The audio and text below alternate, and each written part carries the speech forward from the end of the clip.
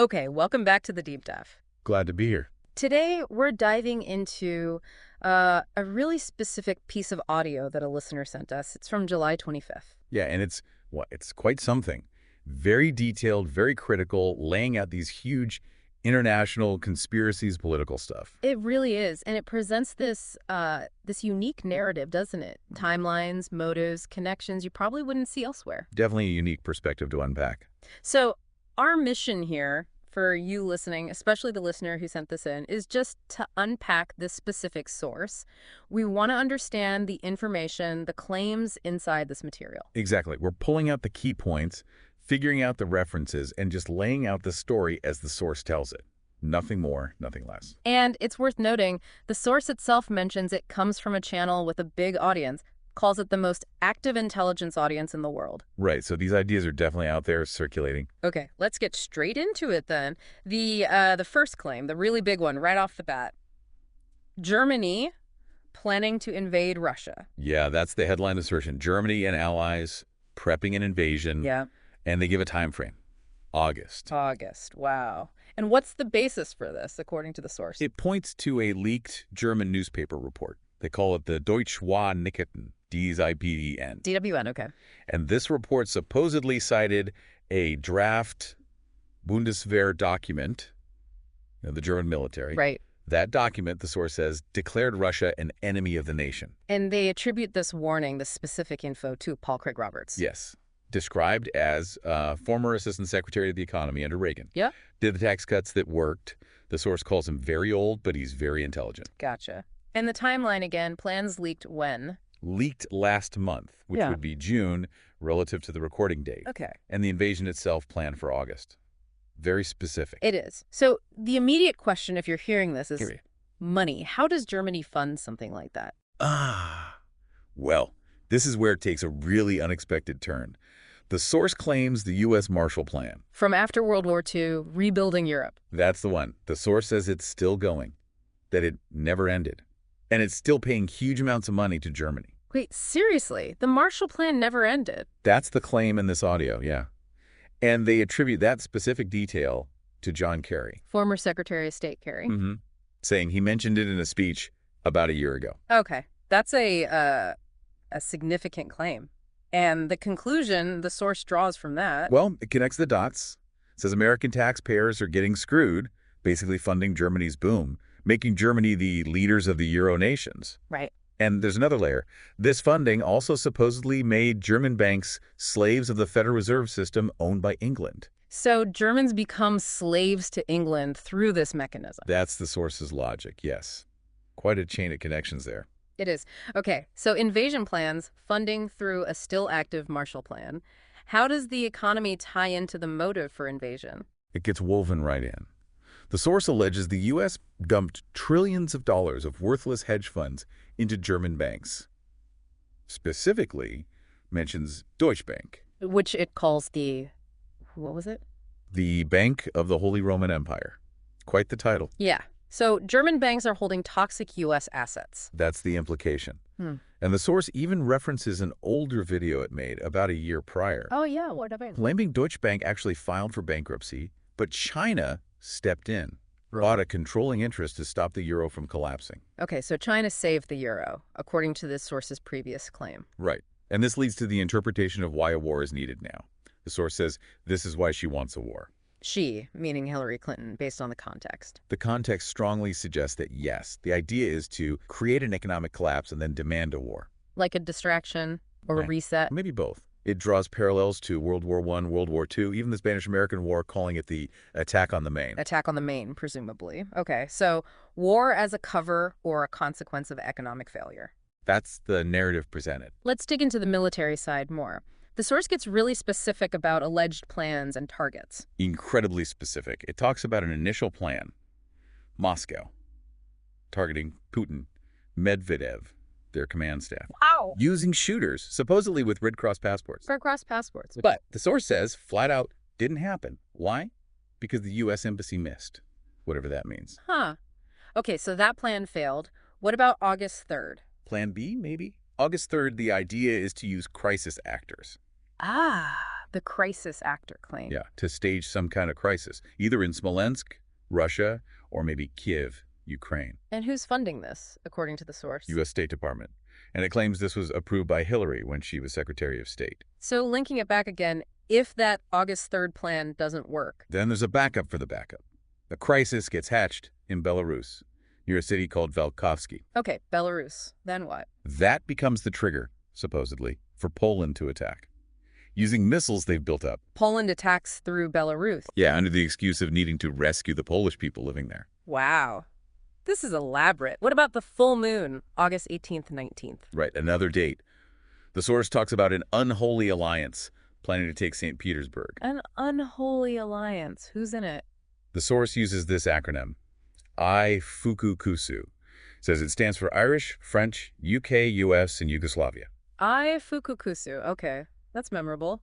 Why St. Petersburg? Very specific reason given.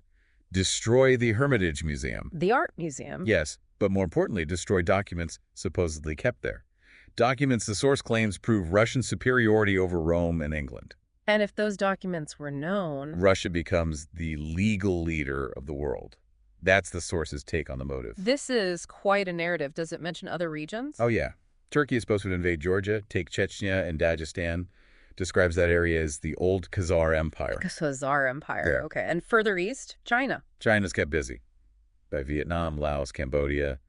Thailand just stands down, calls them little puppets of the U.S. And Japan. Japan apparently plans to take part of Siberia. Siberia, too. Is there a specific plan for that? Yes. The U.S. cuts off communications from Moscow. No money, no food reaches Siberia. Chaos ensues. Then the U.S. rushes in with food and supplies. The source likens this to the 1919 Russian Revolution situation. Humanitarian intervention as a precursor. And it keeps tying this back to the economy. Constantly. All to cover the collapse of the economy, orchestrated by people like her and her half-sister. Again, presumably Clinton and Merkel, who it later explicitly calls half-sisters? Seems to be the consistent thread, yes. Okay, let's pivot now. The source was recorded during the Democratic National Convention, the DNC, in Philadelphia. Right. How does it frame those events? Well, it starts with a sort of personal comparison. Republican versus Democratic conventions. Recalls seeing hundreds of Republican cars leaving a ferry once, no accidents. Then claims to have seen 12 fender benders in 5 minutes at a Democratic event. Based on that one anecdote. Concludes, these Democrats are nutcases. That's the setup. Okay. And then it gets into Hillary Clinton specifically, and these claims are extreme. Extremely. First off, the source claims she is the daughter of Adolf Hitler. Sorry, what? Daughter of Hitler. Yeah. And the half-sister of Angela Merkel, based on looking at them. Physical resemblance, hairstyle. Okay. That's quite an assertion. What else? It claims she's having convulsions. Why? Because she's murdered that many people. Oh. Alleges she sold biological and chemical weapons to Iraq during the Gulf War. Cites Senator Regal's report for that. Okay, citing a report there. And then, based on emails the source claims to have seen, says she rigged the polls, paid off superdelegates to beat Bernie Sanders. Right, the primary rigging claim. That was definitely circulating. Also from emails, supposedly. She orchestrated the Ukrainian coups. Ukraine again. And there's more, isn't there, about post-election plans? Yeah, this one's huge. Again, citing emails and the YouTube channel, claims that after the election, she planned a full-scale nuclear strike. A nuclear strike? On who? Using U.S. contingency plan, 801012, it says, against China, Iran, North Korea, Syria, and Russia. Good grief. A full-scale nuclear war plan. That's the allegation in the source. And it doesn't stop. Claims she or her handlers funded ISIS. ISIS funding, too. And orchestrated the U.S. economic collapse by letting jobs leave. And claims there are actually 4 Hillarys. 4? Like doubles. Seems to be the implication. And they're going insane now. Okay, Oh, this boy. is a lot. What about the scene at the DNC, the protests? Describes thousands of Bernie protesters, angry about the rigged polls claim. Mentions the weather, 100 degrees, high humidity. Sounds miserable. Calls the streets a sewer with people doing their thing. Claims protesters were led by crisis actors, though it also says they weren't really needed. A bit contradictory there. A little. Points to expensive-looking signs as proof it was all theater folks, paid for protests. What about Debbie Wasserman Schultz, the DNC chair? Talks about her getting booed off stage at a breakfast, quitting as chair, then immediately getting hired by Hillary, honorary campaign chairman. Paid, the source claims, using Clinton Foundation money. Even though people disliked her and the emails supposedly showed she rigged things. Exactly. The source questions how she'll get paid now the Clinton Foundation is suspended, says it must be promises. Okay. And one last political point, rally sizes? Yeah, there's a comparison. Trump, 40K plus people come from everywhere. Bernie, 10, 20K, mostly local young people. And Hillary? 6 people, that's the number given.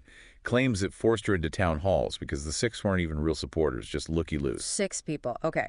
So pulling all these threads together, what's the source's grand theory? The underlying conspiracy? He circles back.